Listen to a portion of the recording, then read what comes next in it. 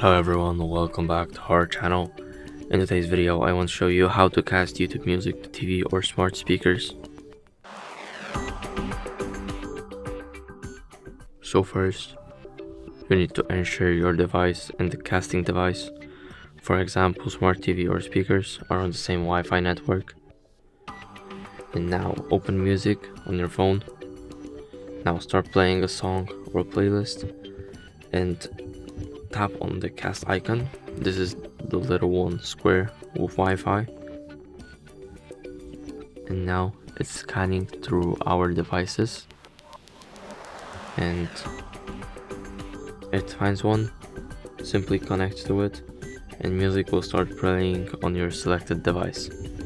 And that's it. Thank you guys for watching. Make sure to like, subscribe, and see you in the next video.